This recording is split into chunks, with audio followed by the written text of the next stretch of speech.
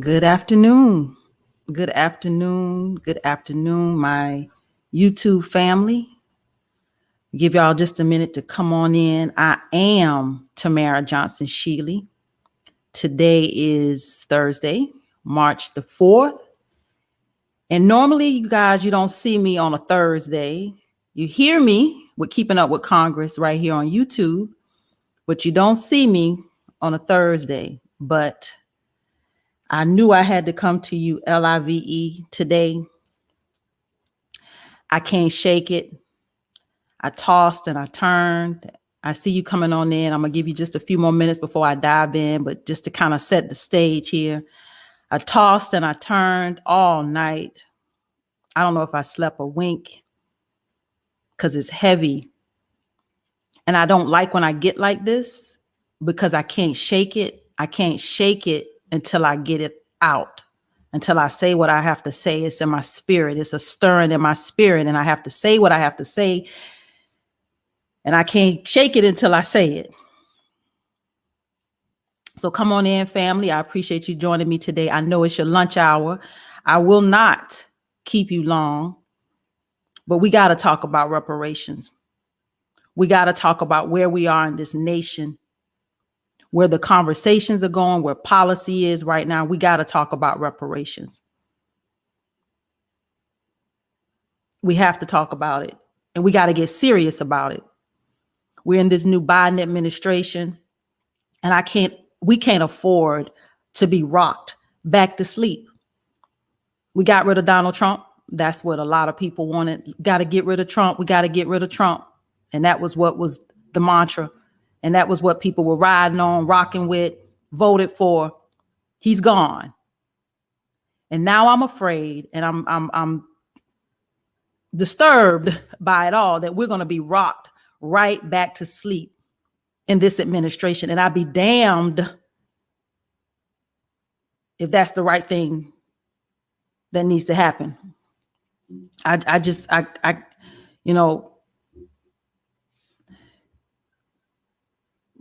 Reparations is a conversation that Georgia has yet to have.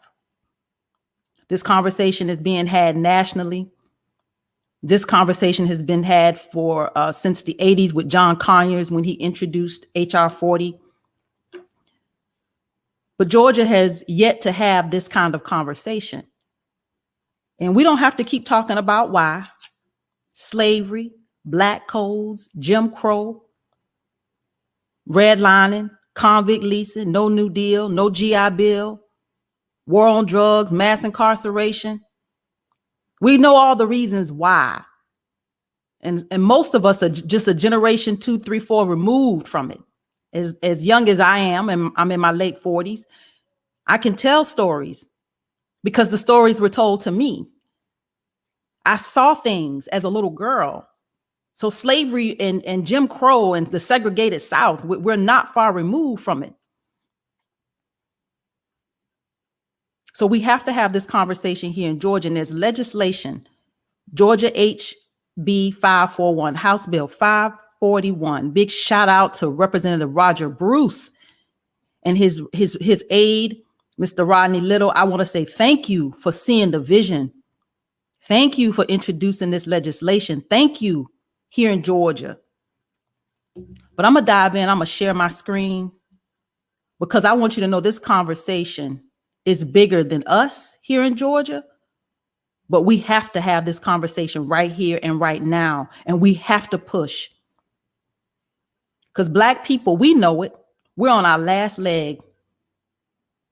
The data shows that by 2053, Black America will have zero net wealth. COVID-19 has totally sped that up.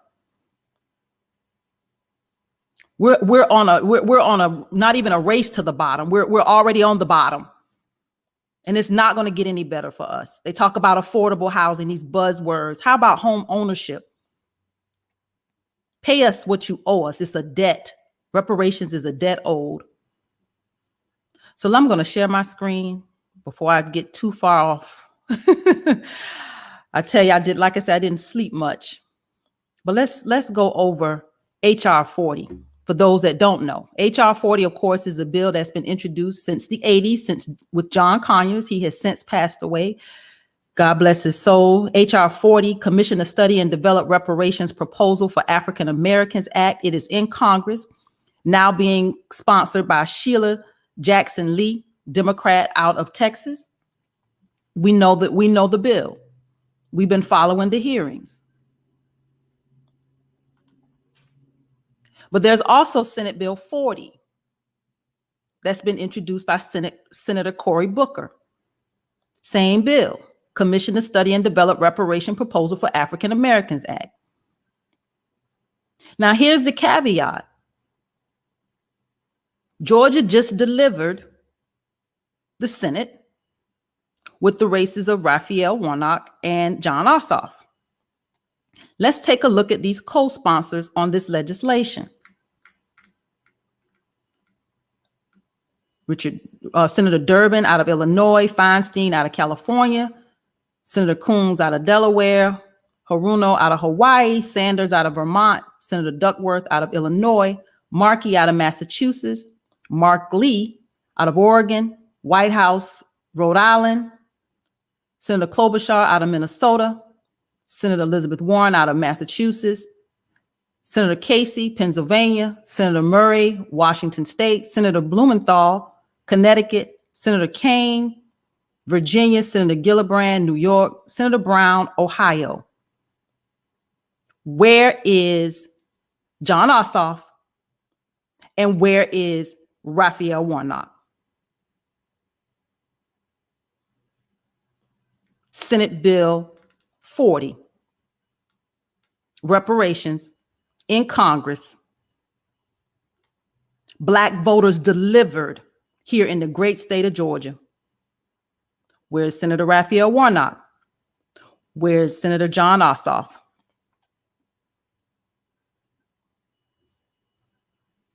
Keeping our eyes on Congress, y'all. But let's move forward. California has already introduced a bill in the state of California and passed a bill. California passes, come on now. It wants me to read the top of this. A first of its kind law to consider reparations for slavery. California Governor Gavin Newsom has signed a bill establishing a task force to study and make recommendations on reparations for slavery. Bill HB541, the first of its kind in any state. It creates a 9-member task force that will inform Californians about slavery and explore ways the state might provide reparations, the state of California. The task force will convene in the wake of a nationwide protest calling for racial justice and police reform following the death of George Floyd while in police custody back in May. As a nation, this is Governor Gavin Newsom. He says, as a nation, we can only truly thrive when one of us has the opportunity, when every one of us has the opportunity to thrive. Our painful history of slavery has evolved into structural racism and bias built into permitting throughout our democratic and economic institutions. This is the state of California. Goes on to talk about the city of Asheville in North Carolina that unanimously approved a reparations resolution for Black residents in July, formally apologizing for the role it played in slavery and implementing racist policies. My phone would ring, y'all. Sorry about that. Asheville, North Carolina. It'll stop, y'all. Asheville, North Carolina. We'll talk about what's going on in Asheville. Let me get back to this article. Reparations for slavery. Is Asheville a national model? Atlanta, the Black Mecca, have some high expectations. Asheville, North Carolina did it. Goes on to say, this was an article from July, more than 150 years after emancipation. The city council in Asheville, North Carolina voted to remove a Confederate monument erected on the site of local slave auctions and pay financial restitution to African American residents. I'm gonna make this bigger, y'all, so you can see it. It goes on to talk about Asheville City Council voted unanimously to formally apologize for slavery and promise new investments in Black home ownership and business opportunity. It's the first municipal government in the South and only the second in the country to enact financial reparations. Asheville, North Carolina.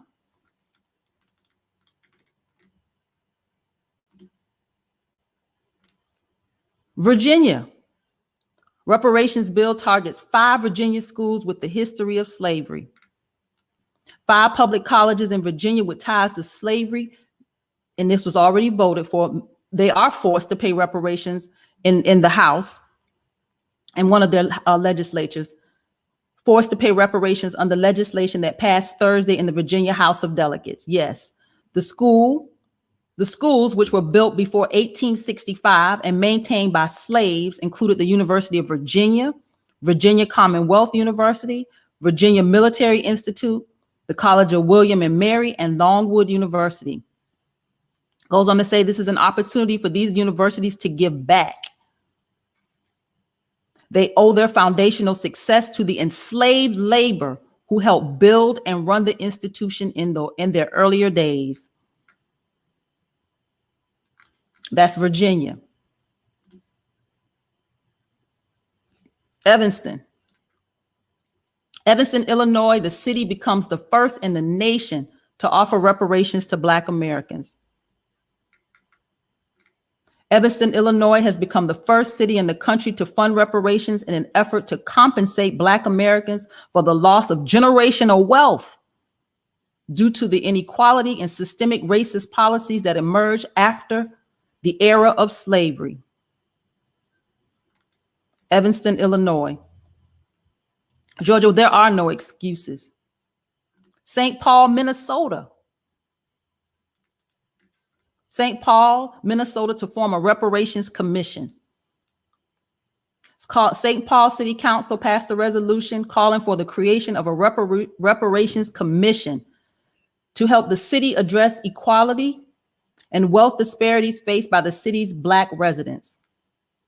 St. Paul's reparations efforts are inspired by similar endeavors in Evanston, Illinois, and Asheville, North Carolina, which call for a range of investments in areas where Black residents experience inequalities like housing and education. The commission will be responsible for exploring different reparation opportunities, including potential investments into mental health, education, and housing, in addition to addressing police brutality. According to St. Paul Recovery Act and Reparations Steering Committee, the co-chair is Traherne Cruz. We actually had him on our Saturday broadcast. He and another gentleman a few Saturdays back is actually on my YouTube channel right here. So this is not new, Georgia. Amherst, Massachusetts. We had them on just last week. Amherst is on a path toward providing reparations to Black residents for past injustices following the town's council unanimous adoption of a resolution calling for the community to become an anti-racist town. Goes on to say Amherst is committed to engaging in a path of remedy for Black Amherst residents who have been injured or harmed by discrimination and racial justice.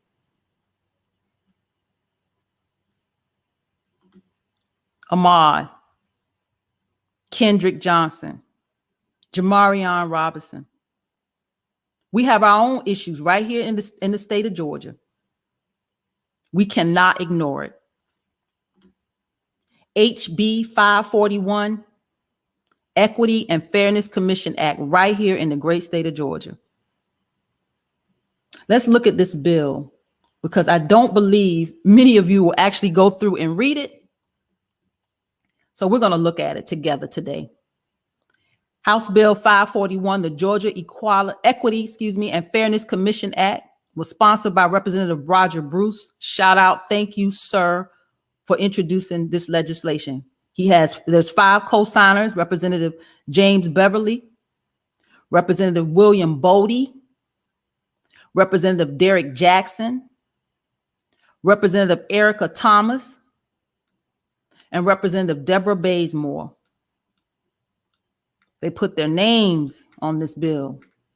They're willing to fight for this legislation right here in Georgia. The act shall be known and may be cited as the Georgia Equity and Fairness Commission Act. Millions of Africans and their descendants were enslaved in the 13 American colonies and the United States, including Georgia Colony and the state of Georgia from 1619 through 1865.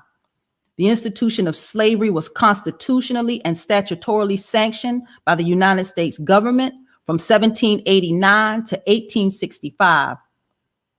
The slavery that flourished in the Georgia and the United States constitute an immoral and inhumane deprivation of each African's life, liberty, African citizenship, rights, and cultural heritage, and denied them the fruits of their own labor.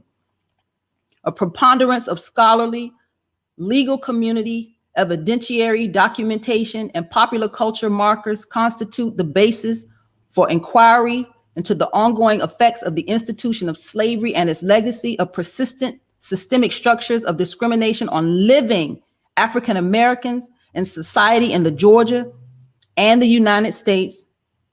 And following the abolition of slavery, governments and the federal, state, and local levels continued to perpetuate, condone, and often profit from practices that continue to brutalize and disadvantage African Americans, including sharecropping, convict leasing, Jim Crow, redlining, unequal education, and disproportionate treatment at the hands of the criminal justice system. And as a result of the historic and continued discrimination, African Americans continue to suffer debilitating economic, educational, and health hardships, including having nearly 1 million Black people incarcerated, an employment rate more than twice the current white unemployment rate, and an average of less than 1/16 of the wealth of white families, a disparity which has worsened, not improved over time. So this bill goes on. I want to read a particular part of it here about the commission and why this is phenomenal legislation. The commission will compose of 11 members who are citizens of this state and shall be appointed as follows. 3 members appointed by the governor. Let me say that again. 3 members appointed by the governor, one of whom the governor shall select as chairperson. This is a gift to the Republican Party, and we'll talk about that in just a few minutes. 2 members appointed by the president of the Senate, 2 members appointed by the minority leader of the Senate, 2 members appointed by the Speaker of the House of Representatives, and 2 members appointed by the minority leader of the House of Representatives. So 7 of the 11 will be appointed because Georgia is a trifecta. That means we have a House and the Senate and the governor. It's Republican. So 7 of these 11 members will be appointed by Republican leadership. The other 4 will be Democratic leadership. Again, this is a gift to the Republicans.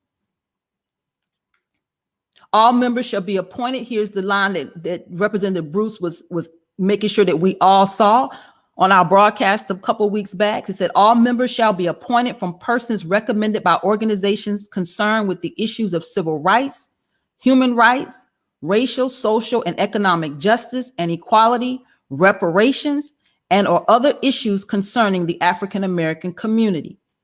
So the rest of the bill goes on to talk about how the commission will actually be structured and work.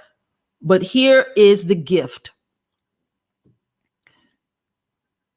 Next year, 2022, this is the governorship. The race for governor will be happening here in Georgia. Right? Let me stop sharing my screen. I think I'm gonna come back on. Let me put this to the side. The race for governor will happen again in 2022. There's a split. There's some divide inside the Republican Party. There's a divide inside the Democratic Party. And guess who's at the root of this divide? On the Democratic side, it's us. It's Black people making demands.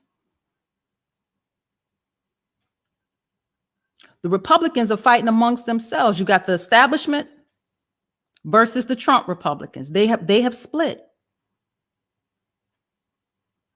We need Brian Kemp to pay attention to this legislation right here, right now. I got word that Monday is crossover day.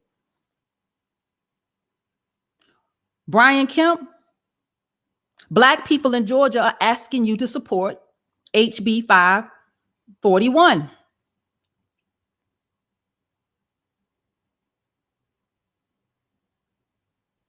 Stacey Abrams, Black people in Georgia are asking you to support HB 541.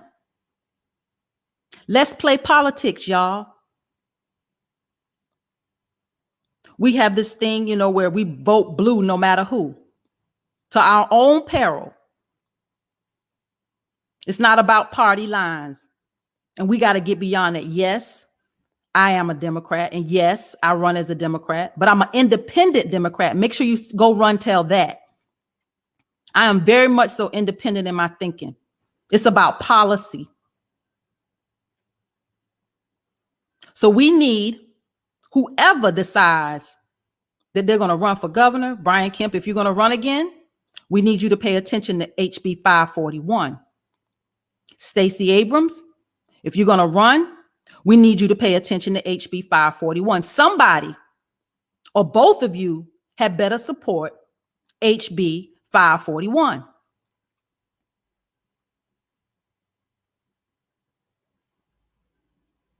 This is a gift. Get it right with Black Georgians. Reparations is a debt. This bill honestly doesn't even have a whole lot of teeth in it. It starts the conversation. It creates the commission. It measures the impact of chattel slavery here in Georgia. It measures the impact. Let's start the conversation. Set the table. Set the table so that we can create some policy that will remedy what's happening to those of us who are descendants of slavery here in this state. Set the table. This is not a new conversation. I just showed you HR 40 has been introduced since the 80s. Cory Booker has introduced Senate Bill 40 that Senator Raphael Warnock and neither Senator John Ossoff have put their names on. And how dare we allow them to sit back and not support that legislation in Congress.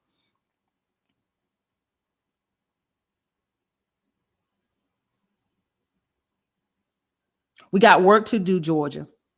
I'm not going to carry this on my back. I ran a strong campaign where I talked about reparations very boldly. I came in, 5th place?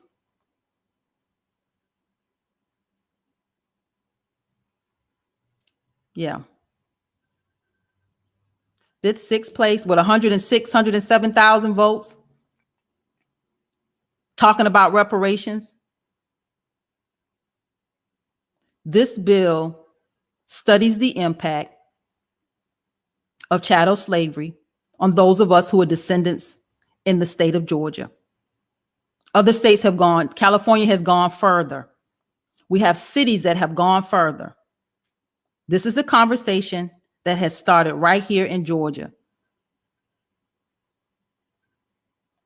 I will need your support. I am not going to do this alone. I ran, but we have to do this collectively. This becomes an effort where we have to come together. We need a digital platform that can help us target these legislators. That I've already been invited, y'all, into some of these GOP spaces to talk about this bill. I'm going to go, but I'm not going to go if y'all not going to help me go. Like, we have to do this together. This is a collective effort.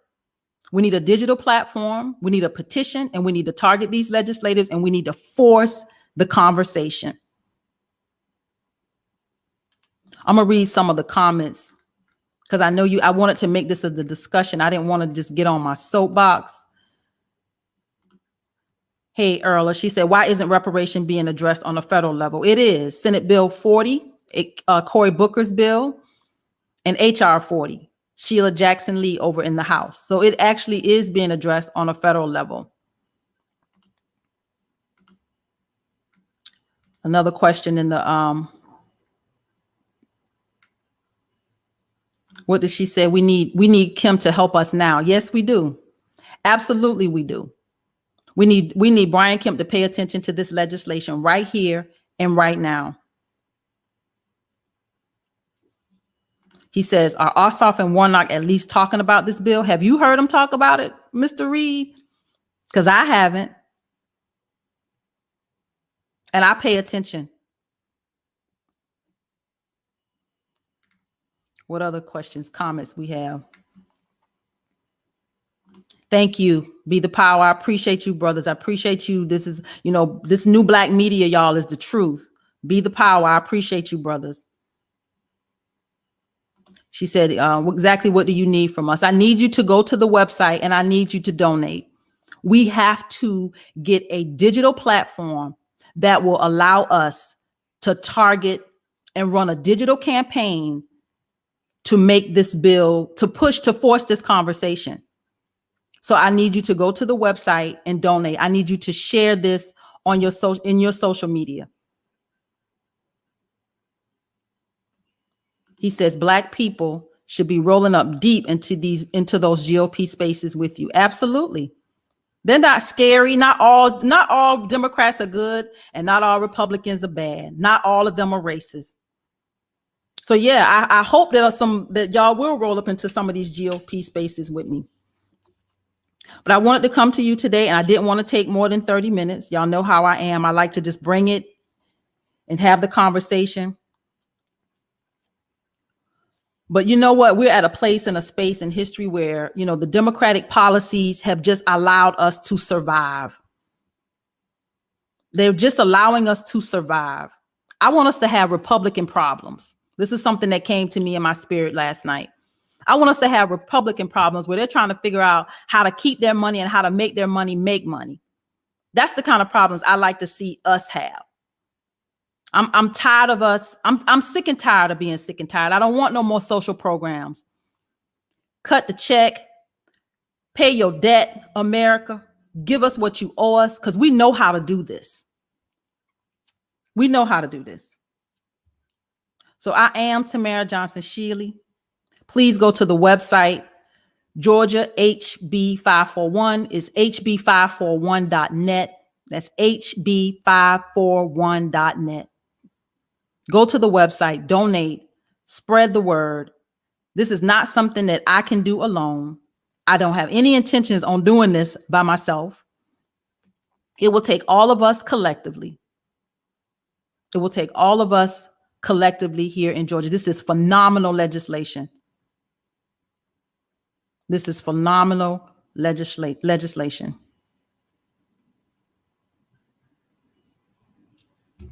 So I'm going to go. I'm going to get off my soapbox. Spread the word. I will see you tonight with Keeping Up with Congress, where I come to you live Monday, Tuesday, Wednesday, Thursdays, 7 p.m. to 7:30, where we pay attention to what is happening in policy in these bills that are coming down the pike in the House and in the Senate. We paying attention. No more do we go to the polls, and that's what we keep doing, going to the polls, giving this vote away for free. I call it the pimp game. We keep giving it away for free, and we're getting nothing. Now it's time for tangibles. This is this generation and the generation, my generation and younger. We're not just going to just show up and just do what the older generation does. Just show up and vote blue no matter who. We're not. We won't vote. We'll skip names on the ballot like I do. I'll skip it. I'll write in something else. Everybody don't get my vote. It's too valuable. So when I talk about withhold the vote, many people wanted to demonize it and make it something that it wasn't. Withhold the vote said, don't give it away for free. Everybody don't deserve that vote. So don't give it away to any and everybody. Holding these elected officials accountable, holding these candidates accountable to what they say is what we have to do. And that's strategic. That's the strategic part that we haven't been taught how to vote strategically. We just go vote, just vote, just vote. No, everybody don't deserve your vote. Show them. Show them. You don't do what we ask or what we demand, you don't get this vote. It's that simple. I am Tamara Johnson Shealy. Please go to the website. Please go to the website, HB541. I'm about to put it on the screen just so you'll have it, because sometimes I'm very visual. I have to see it. HB541.net. Let me put it on the screen for you.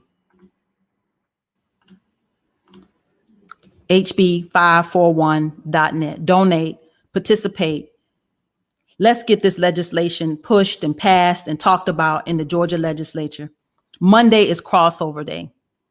Monday is crossover day. If it doesn't cross over, Georgia has a 2-year legislative cycle. That means we got until next year.